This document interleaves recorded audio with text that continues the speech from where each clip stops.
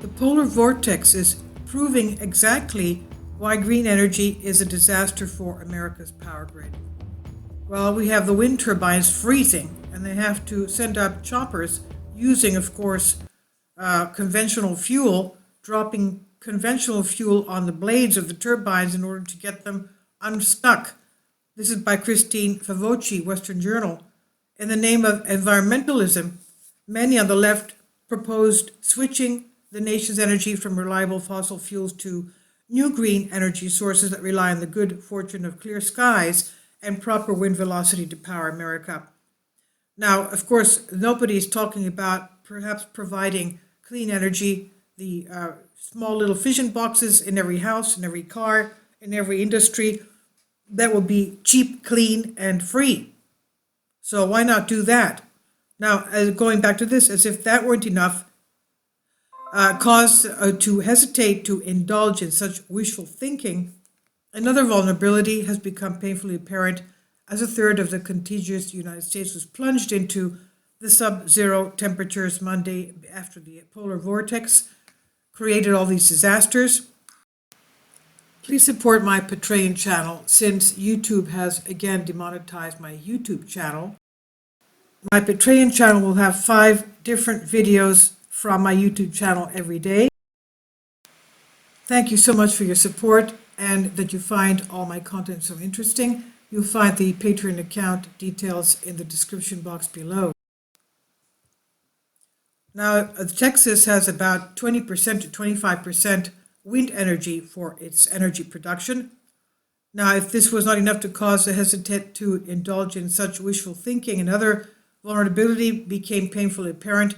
A third of the contiguous United States plunged into sub-zero temperatures Monday from the polar vortex.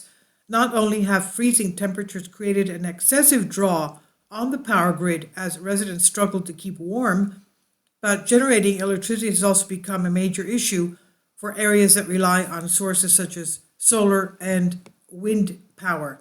In Texas, the freezing temperatures and winter precipitation caused some of the state's wind turbines to freeze up.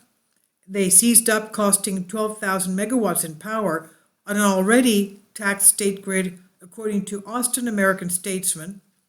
Also in Dallas, the Morning Post report that 2 million Texans did not have power on Monday due to the stress on the state's power supply and the necessary implementation of rolling blackouts.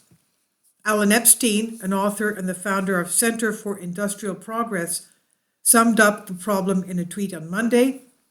He said, "As I write this," he captioned a chart of the supply shortfall and demand increases. He says, "The wind-dependent Texas grid is experiencing rolling blackouts, prices the equivalent of $900 per Tesla charge, and an expected supply shortage of 10 gigawatts, the amount of electricity needed to power 5 million homes or 8 times traveling DeLoreans," end quote. Even in Minnesota, where plunging temperatures are a cyclical part of the winter landscape, reliance on wind turbines to generate power has some worried about a shortfall in the power supply. The conservative think tank Center for the American Experiment has revealed that wind turbines in Minnesota and North Dakota, built by Minnesota Power, Otter Tail Power, and Xcel Energy, will not only stop producing electricity, but also may start consuming electricity. In order to prevent damage to the motor, the turbines are heated to keep the components and their fluids from freezing. During the 2019 polar vortex, the safeguard drew 2 megawatts from the power grid. Even for solar panels, which actually perform better in colder temperatures, the problem of ice and snow blocking out the light with no efficient way to clear each panel could render them, of course, useless.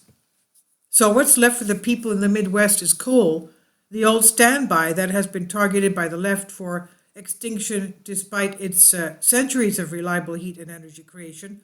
In fact, coal accounted for half of the 78,000 megawatts required for the grid in the 15 states that Mid-Continental Independent System Operator oversees, Terry Jarrett pointed out in an opinion piece for the Montgomery media.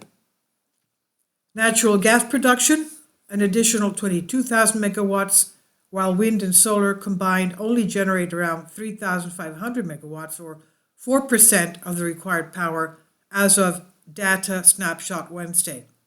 With all of the problems solar and wind power are having throughout the polar vortex, coal is a clear winner, followed closely by cheap, abundant, and clean natural gas, of course.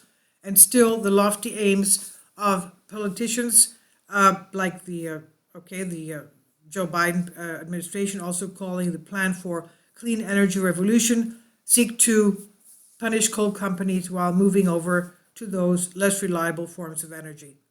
Also, Biden made it a priority to stop the Keystone XL pipeline project in one of his first executive orders, and he also, of course, did away with tens of thousands of American jobs, jeopardizing America's energy independence, all while his climate czar, John Kerry, suggested those workers could switch to building solar panels. Cleaner air and a less polluted environment are what those on the left are trying to sell with green energy, but the reality is rolling blackouts, stressed power grids, and pollution created by disposing of equipment like wind turbines. Sustainability is the buzzword politicians use to describe these faulty forms of energy creation, because the wind and the sun are thought of as infinite sources of energy. But the reality is that the technology used to harness that energy is anything but sustainable. So what we should look into, again, is clean, cheap energy for every house and car in the world. And that is nuclear fission. This is by Western Journal. Please leave your comments, and thank you for your support.